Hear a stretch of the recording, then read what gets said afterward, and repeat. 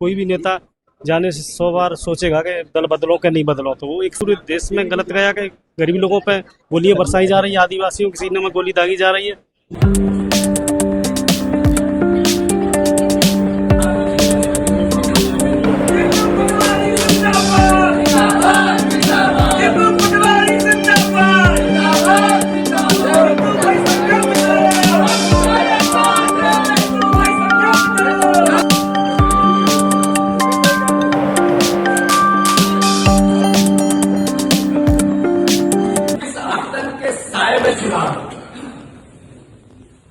डाकुओं ने आदिवासियों पर गोली चलाई, रावत जी का नाम बताया, बंटी रावत। लोगों ने पकड़ लिया, पुलिस ने नहीं पकड़ा।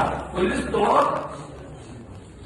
बीजेपी के गमछे में काम कर रही, और जो पुलिस की वर्दी में गमछा पहन के काम नहीं कर रहे थे, वो पुलिस की किराए की वर्दी लेके बीजेपी के कार्यकर्ता सीआरपीएफ की वर्दी पहन के सारे ढोल से पुलियों में हमें दिखे थे। ये शिकायत भी हमें यही बुद्धि में भी आई और यही बीजेपुर में भी आई। लुटना है तो क्या तरीका हो सकता है?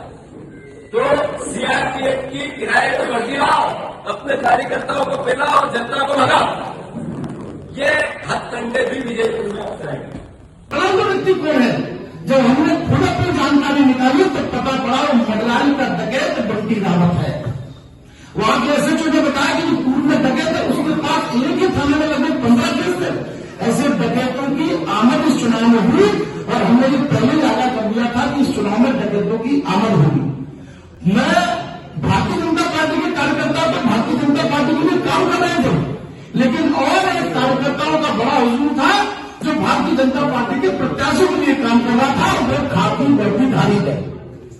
मैं धन्यवाद देना चाहता हूं बीजेपी की जनता को, जिन्हें उस चुनाव को उन अत्याचारी अन्यायियों के खिलाफ लड़कर मुकेश मल्होत्रा को विजयी दिलाने का काम किया।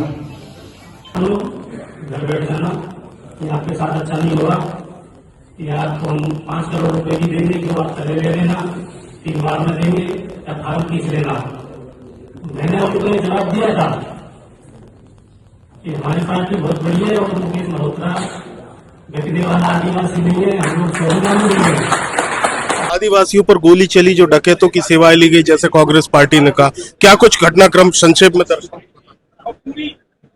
देखो, वो गोलियां दी, सबको पता है, किसी से छिपा नहीं है। उनने जाके 8-10 गांव में गोली बरसाई थी, उससे गलत संदेश गया, पूरे देश में गलत गया कि गरीब लोगों पे गोलियां बरसाई जा रही है, आदिवासियों के सीने में गोली दागी जा रही है। एक आतंक से चुनाव जीतना चाहती है भारतीय जनता पार्टी। आप कांग्रेस पार्टी से टिकट पर जीत कर आए हैं, रामनिवास रावत जी भी पहले कांग्रेस से जीते थे। क्या विजयपुर की जनता को रामनिवास रावत जी का दल बदल पसंद नहीं आया, या फिर आपके प्रति लोगों का ज्यादा रुझान था, आपके साथ उनकी सहानुभूति थी, और जिस प्रकार का घटनाक्रम चुनाव में सभी देखा, हम सभी के सामने, क्या कुछ कहते हैं? जनता का शुरू से ही मेरे लिए बहुत सहयोग रहा है, आशीर्वाद रहा है विजयपुर की जनता का। करहाल, विजयपुर, बीरपुर, तीनों तहसीलों की को वो दल बदल का तो उनका कारण है, तो वो भी जनता सोचती है। अभी 1 साल पहले ही तो उनको विधायक बनाया, इससे सिद्ध हो गया कि आगे चल के कोई भी नेता जाने से 100 बार सोचेगा कि दल बदलो कि नहीं बदलो, तो वो एक सबक है। एक नवनिर्वाचित विधायक आप विजयपुर से चुने गए हैं, आदिवासी समाज से आते, एक समाज के उत्थान और कल्याण के लिए क्या कुछ? देखो, आदिवासी समुदाय के साथ साथ वहाँ पर सभी जाति, सभी धर्म के लोगों के कल्याण के लिए, उनकी स्वास्थ्य के लिए, शिक्षा के लिए, रोजगार के लिए, अन्य जो भी विकास के मुद्दों को लेकर हम लोग वहाँ पर काम करेंगे।